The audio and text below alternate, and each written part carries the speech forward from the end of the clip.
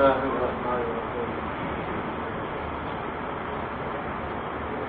ভাই একটা দরখাস্ত পাঠাইছে, প্রশ্ন না এটা, আমরা অনেক দূর হতে আসি, তাই আপনি যে জুমায় না আসতে পারবেন তা আগের জুমায় জানিয়ে দিলে ভালো হয়। সমস্যা এই হয়, এতগুলো প্রোগ্রাম হয় সপ্তাহের মাঝখানে, এবং এত জরুরি হয় যে না গেলেও নয়। তো এটার জন্য কোনো কোটা হয়তো সম্ভবপর হইতে পারে, তো অনেকগুলো এরা জানানোর সুযোগ থাকে না। টেলিফোন আজকে ওখানে দেখতে হবে, আমি না গেলে ওই মাদ্রাসার কাজ হইতেছে না। তো তখন আমি ইমাম সাহেবকে ফোন করে দেই, নামাজ পড়ে দেন, আমি চলে যাই।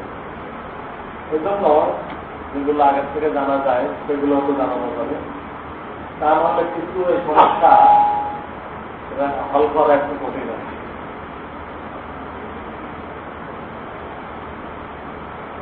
আর এক জমা আলোচনা করা হচ্ছে আবার।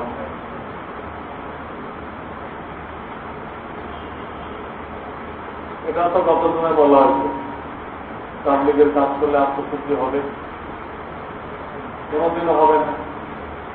তাবলীগের কাজের লাইন ভিন্ন, আত্মশুদ্ধির লাইন ভিন্ন, প্রত্যেকটা লাইন ভিন্ন। ওটাকে তার লাইন মতো শিখতে হবে। এর জন্য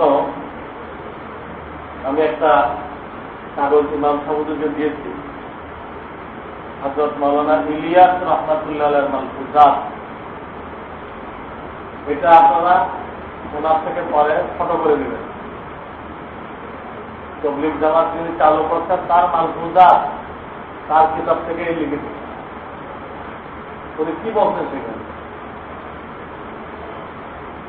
আজকে তিনি বলেছেন আল্লাহ আমাদের খানকায় যে জিকির শিখক তাজকিয়া শিখো। উনি নিজেই বলে দিলেন। উনি বলতেছেন গায়ে শিখতে, আর আপনি বলছেন একটা সব হয়ে যাবে, তো ওনার তো আপনি বেশি বুঝবেন, ওনার তবলীগ করার দরকার। এই জন্য এই কাগজটা আমরা পরে ফটো করে দিয়েছি। ওনার কিতাব থেকে আমি আনছি বাংলা করে, কত পৃষ্ঠায় কত নম্বর মালফুজাত এটা করে বলতেন। উনি কি বলছেন আর আপনারা কি বলছেন?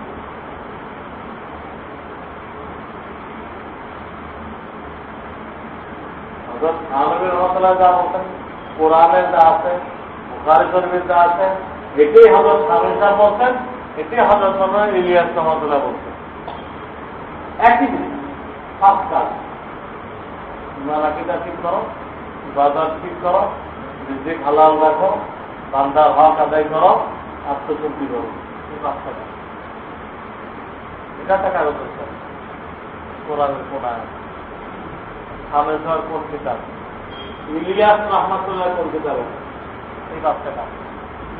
এই পাঁচটাকে কোরআনের 4 জায়গায় আছে, 3 লাইনে মেহনত করে কাজ করতে হবে। এই পাঁচটা কাজকে নিজের মধ্যে, সমাজের মধ্যে বাস্তবায়ন করতে হলে 3 লাইনে মেহনত করতে হবে। তাবলীগ, তালিম, তাজকিয়া। তাবলীগ, তালিম, তাজকিয়া। এই কথাটা শামীম সাহেব বলছেন, এই কথাটা ইলিয়াস রহমাতুল্লাহ বলছেন, এবং তাবলীগে যে 6টা পয়েন্ট বলে ওটা এই 5টা বুনিয়াদী কাজ আর 3টা ওটা বাস্তবায়নের জন্য। 5 আর 3 8, ওই 8টাকে আর উসুলে ঢোকানো। কালেমা বলে ইমান ঠিক করতে বলা হয়েছে, নামাজ বলে ইবাদত ঠিক করতে বলা হয়েছে, ইকরামুল মুসলিমিন বলে হালাল রিজিক আর বান্দার হক বোঝানো হয়েছে। এই একটার মধ্যে দুটো আছে। মুসলমান ভাইয়ের আজমত মহব্বত যখন আপনার অন্তরে আসবে, আপনি ব্যবসা বাণিজ্যে ধোঁকাবাজি করবেন, রেজাল্ট দিবেন, মাঠে ফোন দিবেন। হ্যাঁ, মুসলমান ভাইয়ের মহব্বত আপনার অন্তরে থাকলে ঠকাইবেন আপনি? মুসলমান ভাইয়ের মহব্বত অন্তরে থাকলে তার হক নষ্ট করবেন? হালাল রিজিক মানে সহি ব্যবসা বাণিজ্য, সহিভাবে চাকরিতে ডিউটি করা। যার মুসলমানের মহব্বত দিলে আছে, সে ডিউটিতে ফাঁকি দিবে না, আর এক ভাই ডিউটিতে ফাঁকি দিবে না। এক ইকরামুল মুসলিমের ভিতরে হালাল রিজিকও আছে, লেনদেন সহি হয়ে যাবে, বান্দার হক এসে যাবে। আর সহি নিয়তের মধ্যে আত্মশুদ্ধি এসে গেছে। সব কালেমার ভিতরে ঈমান, নামাজের ভিতরে ইবাদত বন্দেগী, ইকরামুল মুসলিমের ভিতরে দুইটা, রিজিক হালাল, বান্দার হক। সহি নিয়তের মধ্যে একটা আত্মশুদ্ধি। তবলিগের চার উসুলে ওই 5টা লাইনে, চারটের মধ্যে কটা আসছে? ধরিল এই 5টাকে বাস্তবায়ন করতে গেলে 3 লাইনে মেহনত করতে হবে। ওই 3টা 6 উসুলে আছে। কেমনে? 6 নম্বর যেটা, ওটার নাম হলো তাবলিগ। তাবলিগ করতে হবে। 3 নম্বর আছে এল ও জিকির। এল মানে ওলামাদের কাছে দেখতে হবে, যে এলের শিখতে হবে। জিকির মানে আল্লাহর সংখ্যায় দেখতে হবে, যে জিকির শিখতে হবে, আত্মশুদ্ধি করে দিতে হবে। হ্যাঁ, তো তবলিগও আছে, এলেমের ভিতরে তালিমও আছে, জিকিরের ভিতরে তাজকিয়া আছে। 5টাকে বাস্তবায়ন করতে গেলে আর 3টা লাগবে, তাবলিগ, তালিম, তাজকিয়া। এর 3টা আর কটার মধ্যে আছে? 3টার মধ্যে। তাবলিগের মধ্যে 6 নম্বরটার মধ্যে একটা, 3 নম্বরটার মধ্যে 2টা। এলম ও জিকির শব্দই তো 2টা। এলেম মানে তালিম, জিকির মানে তাজকিয়া। তো ওইটাই 5টা, আর বাস্তবায়ন করতে গেলে 3টা, মোট 8টা। 8টা দিয়েই তো 6 উসুল। কিন্তু কয়জনে বুঝছে এটা? 6 উসুল কি?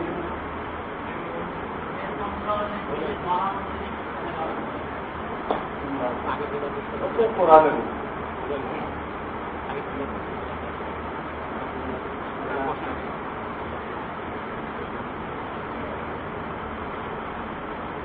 জুমার দিন আশীর্বাদ গাছ হয়, আগে বলা হয় দুরুদের আমল করে যারা জুমার দিন গাছটা রাখবেন, আগে দুরুদের আমল করে গাছটা আদম পায় করা, যে কজন থাকে আপনাদের লোক শিকল গাছ খেয়ে গাছ কিনতে বলবে।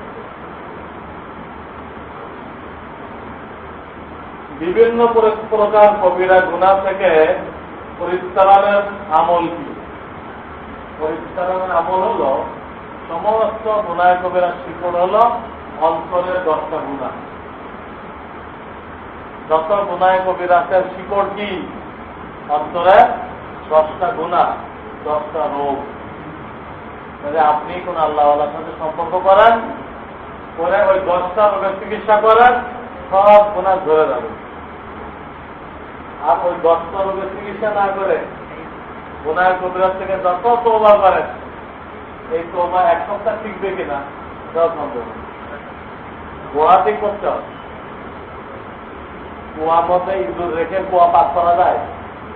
হ্যাঁ, মরা ইঁদুর রেখে কুয়া পাস করা যায়? গুনার মূলক পাঠন না করে গুনাহ ছেড়ে দেওয়া সম্ভব হয়। এই জন্য আল্লাহওয়ালাদের সাথে তাআল্লুক, সম্পর্ক কায়েম করা, এটা হলো গুনাহ পরিত্রাণের, গুনাহ ছাড়া চরিত্র।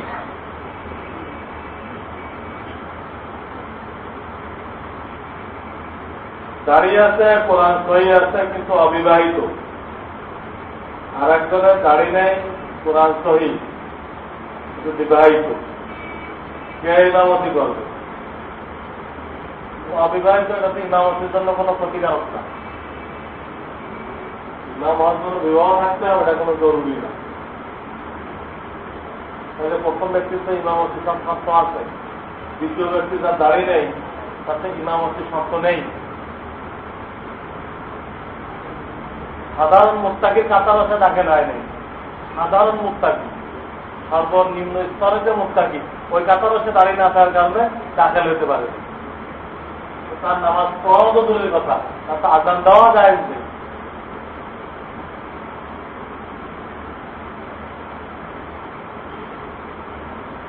আমি যদি সুন্নতের উপরে চলি, আমার আব্বা আম্মা আমাকে বাধা দেয়, তখন আমি আব্বা আম্মাকে কিছু হাত দিয়ে প্রহার করি।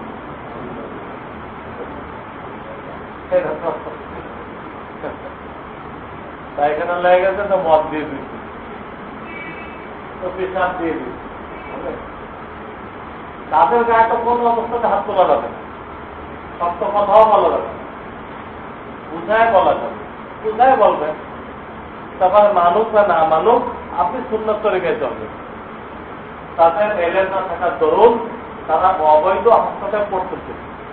ছেলেকে সুন্নত তরিকায় চলতে দেয় না, গাড়ি রাখতে দেয় না, দিনদার মেয়েকে বিয়ে করতে দেয় না। এগুলো বাপ মায়ের অনধিকার চর্চা, অনধিকার চর্চা। সে তার গণ্ডির বাইরে দেয়, হস্তক্ষেপ করছে। মূর্খতার কারণে হয়েছে, কি করা যায়? তাকে বুঝাইবেন, বাইরে কিছু করার নেই। আর আপনি আপনার কাজ করে যাবেন, তারা যত নারাজ হয় হোক। আল্লাহকে নারাজ করে কাউকে খুশি করা যাবে না। সুন্নত ছাড়লে তো আল্লাহ নারাজ হয়ে যাবে। আল্লাহকে নারাজ করে আপনার বাপ্পাকে খুশি করতে বলা হয় নাই।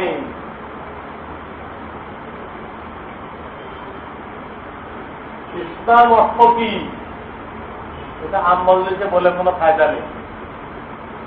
তাজবিদের কায়দা, তাজবিদ আছে না কোরআন সহি করে, আপনি যার কাছে সহি করবেন তার কাছে বুঝিয়ে দিবেন। অনেকে কোরআন সহি করতেছে না, তাজবিদের একটা কঠিন কায়দা বললে এটা দেওয়ার মুক্ত করা কায়দা নেই। সহি করতেছে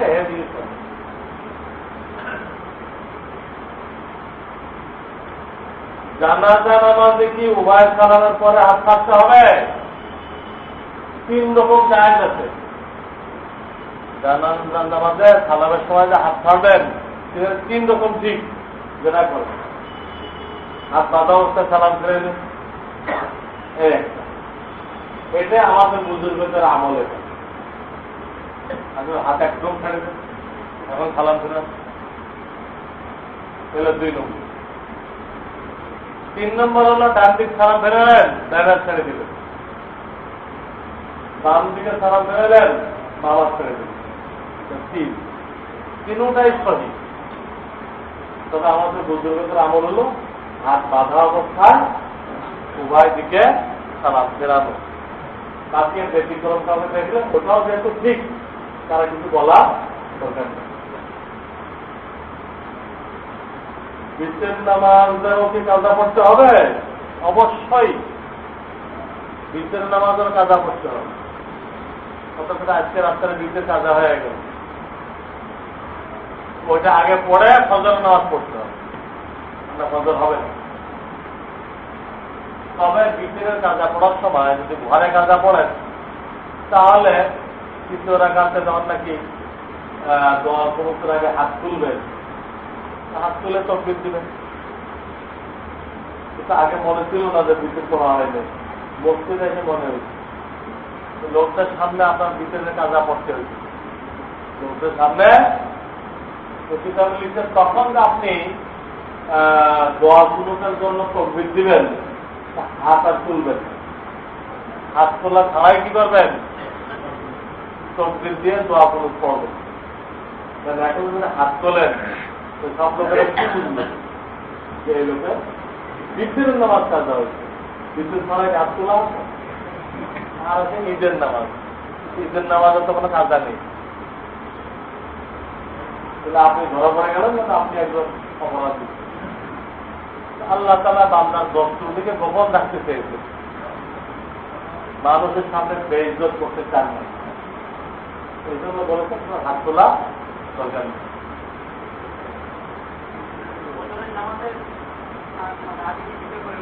অবশ্যই করতে হবে, নামাজ হবে না।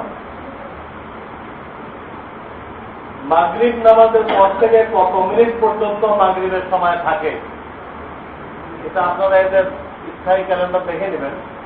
মোটামুটি 1.5 ঘন্টা। তাহলে দুবাসে নিয়ে মাগরিবের টাইম কতক্ষণ থাকে? হ্যাঁ, 1.5 ঘন্টা। কোনো কোনো মৌসুমে আরো বেশি থাকে। ওইটা দিয়ে দেখবেন, তাহলে সূর্য ডুবাও লেখা আছে, এটা কয়টায় শুরু হয় তাও লেখা আছে। আপনি মাঝখানে গ্যাপটা দেখবেন কত, মিনিমাম 1.5 ঘন্টা, কম না। হ্যাঁ হ্যাঁ, ঈশার অর্থ শুরু হওয়া পর্যন্ত মাগরিব থাকে, আর ঈশা শুরু হয় 1.5 ঘন্টা পরে। অনেকে এই মশলাটা না জানার কারণে কিন্তু দেরি হয়ে গেল না, কাজা হয়ে গেছে, আপনার পরে বলে দেবেন। এখন তখন সে কাজার কথা বলতেছে, তখন তো অর্থ হয়ে গেছে না জানা যায়।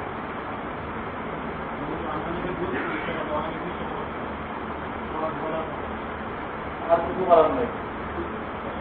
আমার রসুল বালাগ, রসুলের আছে, হ্যাঁ, রসুলের দায়িত্ব পৌঁছানো পর্যন্ত। পৌঁছানোর বাইরে রসুলের আসলে দায়িত্ব নেই। আমরা তো রসুল না, আমরা রসুল উম্মত, আমাদের দায়িত্ব কি একটু বেশি হবে? রসুলের দায়িত্ব কোরআন আসতে পৌঁছায় যাও, মানা নাও, রসুলের দায়িত্ব। হেদায়ত থাকলে মানুষ কোথায় দিচ্ছেন আপনার দায়িত্ব। এখন তাদের যদি বিশ্বাস হয় আমল করুন, বিশ্বাস না হয়, বাংলাদেশে কত মুক্তি আছে, তাকে আমলও করলো না, যাচাই করলো না, নিজের মূর্খতা লয়ে বয়ে থাকলো, এর জন্য ঠান্ডা আছে। যে আল্লাহর বান্দা পৌঁছালো এটাও বিশ্বাস করলো না, নিজেও কষ্ট করে জায়গায় তুমি যাচাই করলে না, এই ভণ্ডামি পাইছো কোথায়?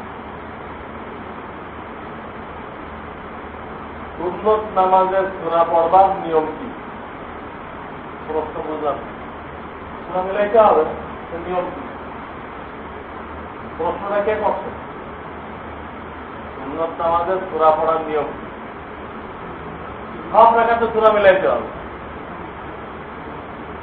ফরজ যেরকম পয়লা বৈঠকের পরে খালি ফাতিহা, সুন্নত নফলে এরকম নেই, সব রাখাতে সূরা মিলাইতে হবে।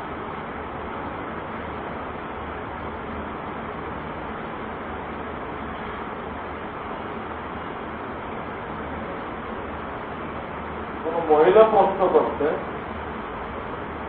আমি জরিফের চাচি,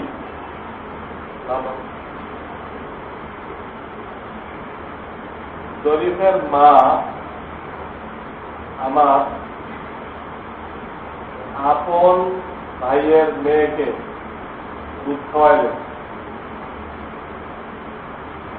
জরিফ আমার মাহারাম হবে কিনা? কত হবে? জরিফের মা যখন ওই মহিলা আপন ভাইয়ের মেয়েকে দুধ খাওয়ালো, হ্যাঁ,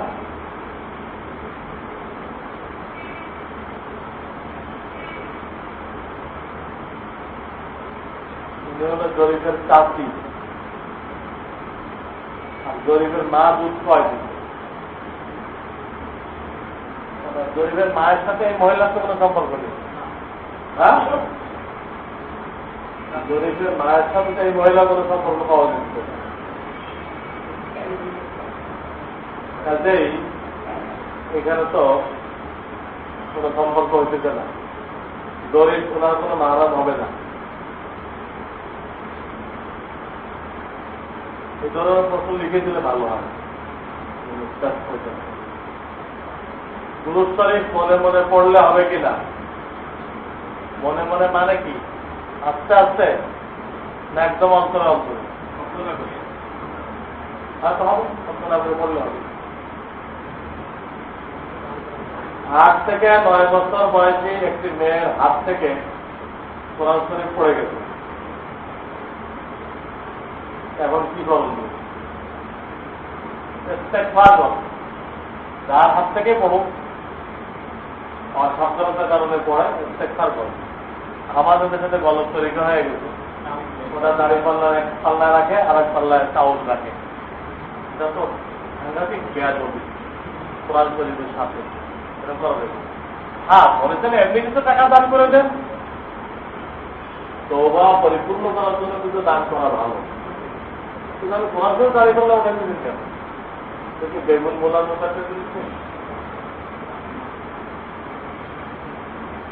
আমি দেখি ইমাম সাহেব শেষ বৈঠকে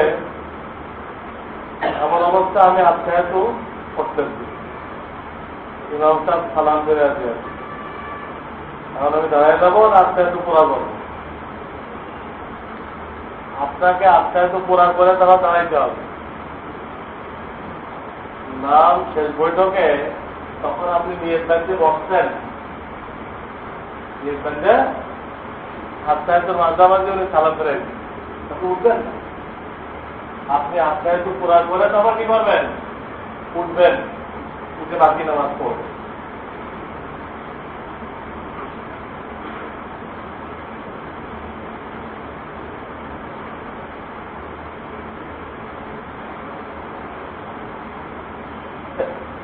কোন পাগলে গুরুত্ব করতে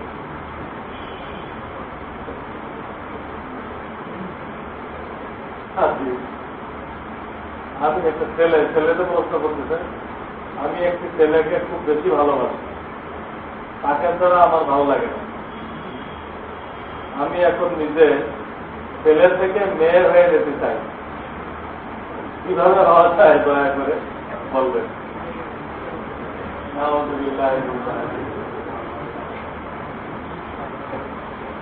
যারা পুরুষতার কারণে প্রশ্ন করছে, আল্লাহ তাআলা তো পুরুষদেরকে অনেক বেশি নেক কাজের সুযোগ দিতে, অনেক বেশি নেক কাজের সুযোগ দিতে। আল্লাহ থেকে পুরুষ বানাইছে, তো অনেক শুকরিয়া আদায় করা দরকার। সে এখন মেয়ে হতে চায়, বুঝছেন না? এখন এটা ডাউন ডিমোশনের দিক যেতে চায়, সেটা আল্লাহর নেয়ামতের নাফরমানি, আল্লাহর নেয়ামতের নাফরমানি। আর কাউকে ভালোবাসা হলেও এত বাড়ানো ঠিক না যে তাকে না দেখলে এখন খারাপ লাগে, ঠিক না। যদি কারো এরকম সমস্যা হয়েই যায়, জানতো না, তাহলে সে কারোর সাথে কোনো আল্লাহওয়ালার সাথে আত্মশুদ্ধির সম্পর্ক কায়েম করবে, করে তার কাছ থেকে সমাধান মেরে দিবে। এই ধরনের জিনিসগুলো আমভাবে বললে কোনো ফায়দা হয় না। ডাক্তার যে আমভাবে বলে দেয় এই রোগীকে এইভাবে এইভাবে এইভাবে অনেক ওষুধের নাম বলেছে, আপনি খাইলে কিছু না হবে। যখন ওই রোগের রুগী হইবেন, ও ডাক্তারের কাছে চাইবেন, উনি ভিন্নভাবে আপনার জন্য ওষুধ দিলে ওইটা খেতে হবে, পাইকারি প্রেসক্রিপশনে কাজ হবে। এই জন্য যে এরকম কারো মহব্বতে পড়ে গেছে, তাই ছেলের মহব্বতে হোক, ছেলে মেয়ের মহব্বতে, মেয়ের ছেলের মহব্বতে পড়ে গেছে, জানতো না মশলা। এখন সে কারোর সাথে আত্মশুদ্ধির সম্পর্ক কায়েম করবে, করে এর থেকে বাচ্চার তরিকা দেবে, এটা কোনো ব্যাপার না। বেঁচে যাবে, আমরা সব সমস্যার সমাধান রাখছি। ছেলেরা নাজায়েজ জিনিসের মধ্যে পড়ে গেছে, এখন বেড়ে আসতে হবে। বেড়ে আসার জন্য মানে আল্লাহর ওলির সাহায্য নিতে হবে, জানাই তো উনি রাস্তা বলে দিবে, উনি রাস্তা বলে দিবে। কিন্তু এই ধরনের আকাঙ্ক্ষা করা খারাপ। মেয়ে হওয়া তো দূরের কথা, পুরুষে কোনো মহিলার লেবাস করলো, মহিলা পুরুষদের লেবাস করলো, এটা হারাম। এখানে কিন্তু পুরুষ মহিলা হয় নাই, পুরুষ মহিলার লেবাস করছে, এটা হারাম। মহিলা পুরুষ হয় নাই, মহিলা পুরুষের লেবাস করছে, আর সেখানে এই ধরনের ঘর আকাঙ্ক্ষা করা এটা আরো জঘন্য হারাম।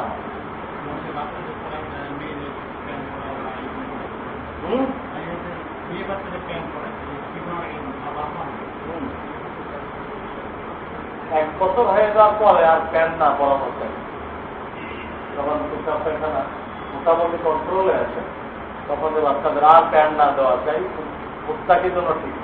তখন থেকে হাঁটু ঢাকে এরকম কাপড়, তার জন্য মশলা নেই, আপনার জন্য মশলা আছে। আপনি কত গোলা রাখছেন না, সে যদি এক এক কেবলামুখী পেশাব করে কেউ নেই, গোনা হবে না।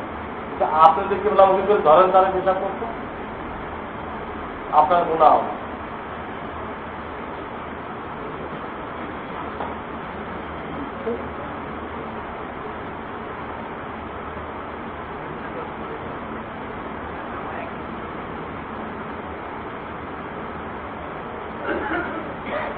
প্রশ্ন বুঝতে পারলাম না।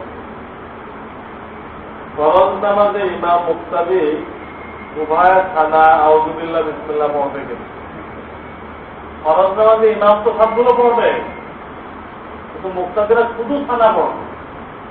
মুক্তাদিরা ফরজ নামাজে ইমামের পিছনে আউযুবিল্লাহ বিসমিল্লাহ পড়বে। কোরআন খতম করা হয়েছে, দিনদারি হাজত করে তো দোয়াতে। গোসল ফরজ হয়েছে, এমন অবস্থায় কোনো কিছু খাওয়া দোয়া গ্রুপ পাওয়া যাবে কিনা? যাবে। অবস্থায় কিছু খাওয়া দোয়া কালাম করা জায়েজ, তবে এই অবস্থায় কোরআন তেলাওয়াত করা যাবে না। এই একটা জিনিস, কোরআন স্পর্শ করে হোক অসুস্থ হোক, এই অবস্থায় কি করা যাবে না। অন্য যে কোনো দোয়া কালাম গ্রুপ সব করতে পারবে, জিকির করতে পারবেন, দোয়া হিসেবে পড়া যাবে। গাড়িতে চললেন, তেলাওয়াত হিসেবে না, দোয়া হিসেবে করতে পারবেন। আমাদের মসজিদের হাফেজ সাহেব গাড়ি ছোট করে একবার গেল, মৃত্যুর পরে কুলখানি 40টা সব বয়ানে গেছে। কি বয়ানে বলছি না, সব থাকতে হবে, আর আপনি ইমানদারের কাতারে দাখিল হতে পারবেন। সবে বরাতে গোসল থেকে আরম্ভ করে,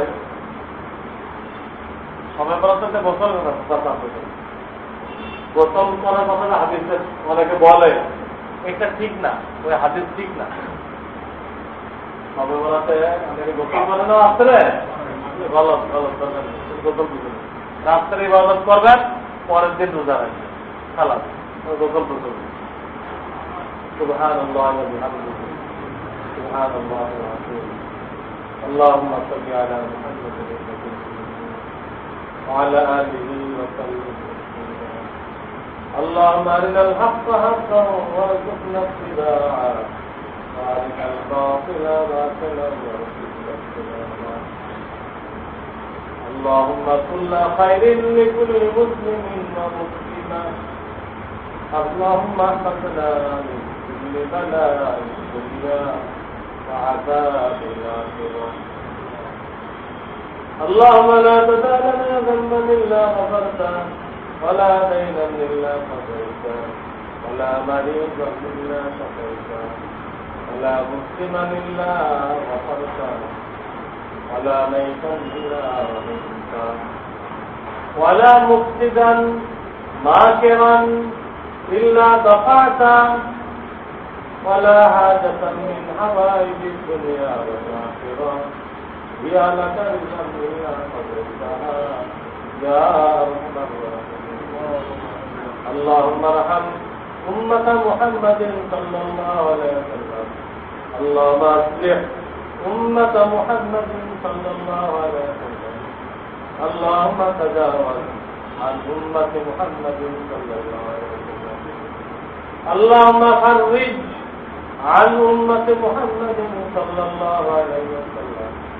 ربنا تقبل منا إنك أنت السميع العليم، وتب علينا إنك أنت التواب الرحيم.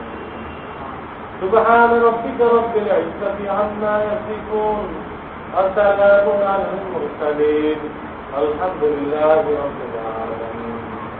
آمين.